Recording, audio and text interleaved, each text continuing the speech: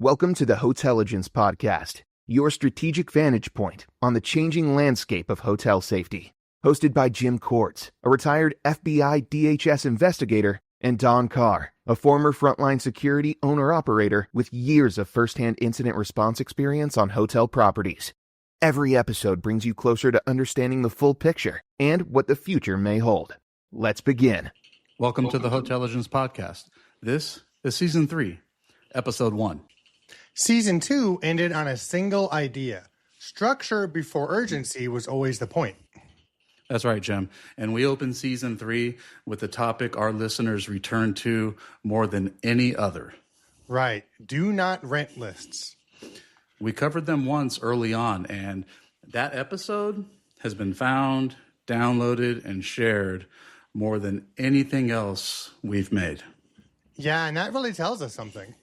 It does. Operators are not curious about this topic, right? They have an open problem sitting on the desk that's dealt with, if not daily, weekly.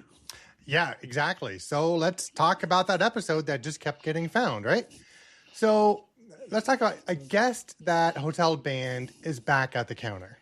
Right. Or a corporate call is asking why a guest was refused.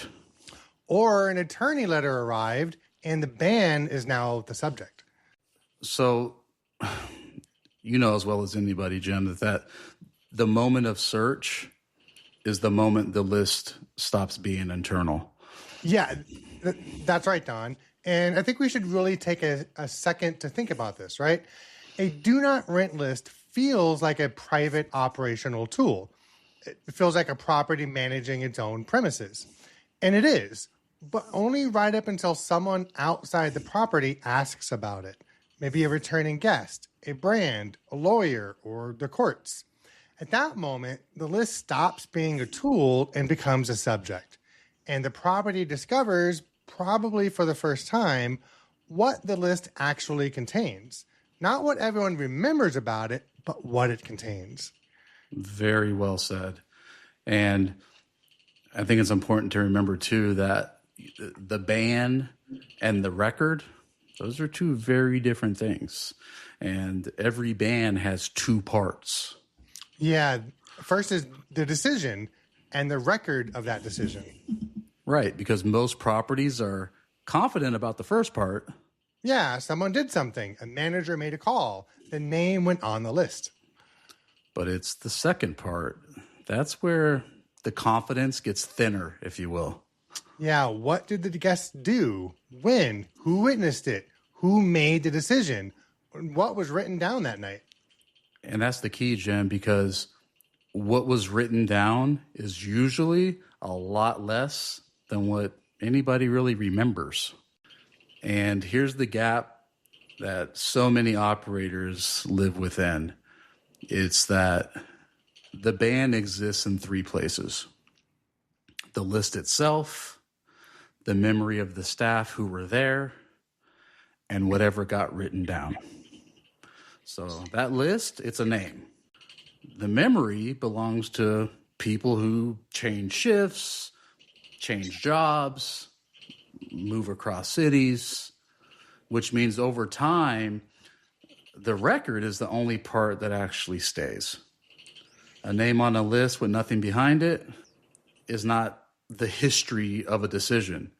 It's really kind of what's left over of the decision. Yeah, very well said. So let's talk about when that ban gets tested, because that ban gets tested in really ordinary ways. So say the guest comes back months later, different front desk agent, maybe a different manager even. And the agent at the counter is now enforcing a decision they did not make for reasons they probably don't even know. And if that record is thin, that agent is really standing on shaky ground or thin ground. Yeah, I mean, they can refuse the guest, but they can't explain their refusal. And an unexplained refusal, well, that's what starts to invite other questions. Right. Why this guest? Why not that one? Who decided and based on what? That sums it up, Jim. And those questions have good answers when the record holds them. And terrible answers when it doesn't. So this is where the earlier episode and this one connect. A do not rent list is a property boundary. That hasn't changed. But a boundary is only as defensible as the reason it was drawn. A ban tied to a documented incident, a date, a decision maker, and a consistent standard reads as a property managing its premises. The same ban with nothing behind it reads as a guess someone made once. It's the same list, same name, but entirely different position. Indeed. And that record, it actually outlives everyone who made it. The manager who made the ban, well, they might have left. They work for a different company or work for a completely different industry. Yeah, or the front desk agent who saw the incident had already moved on somewhere else. Yeah. The night auditor who wrote that note took another job across town. However, the list stays. And it's the 2 years later that matters because the property is still refusing a guest based on a decision no one present ever made. So if the record is complete, that continuity is a strength. The property is applying a standard, not a mood.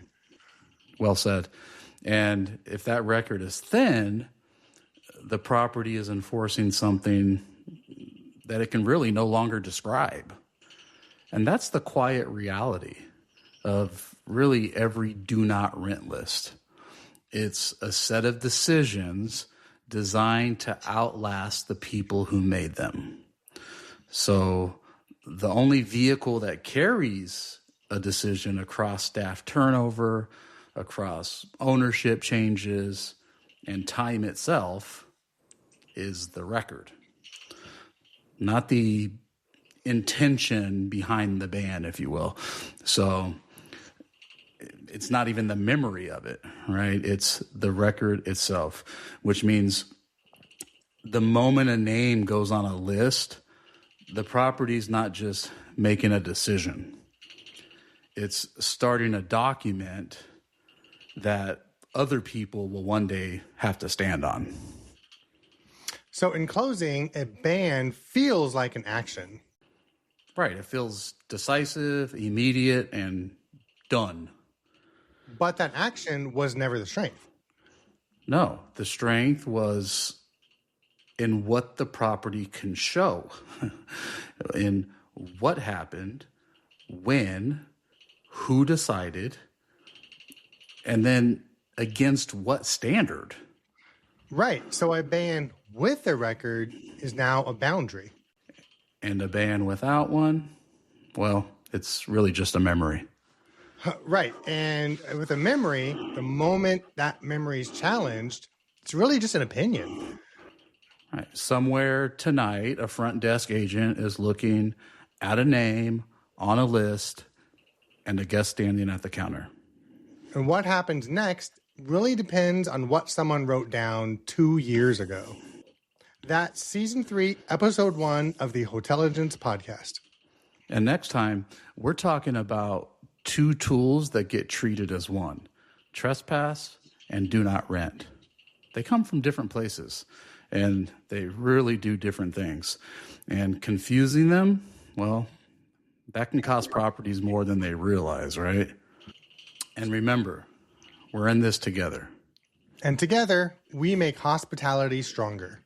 Thank you for joining the Hotelligence Podcast, where experience informs smarter, safer hotel operations and prepares you for what comes next. Stay informed, stay confident, and stay connected. As the conversation evolves, Jim Cords and Don Carr will highlight developments that help hotels strengthen their approach to safety and risk management. See you next episode.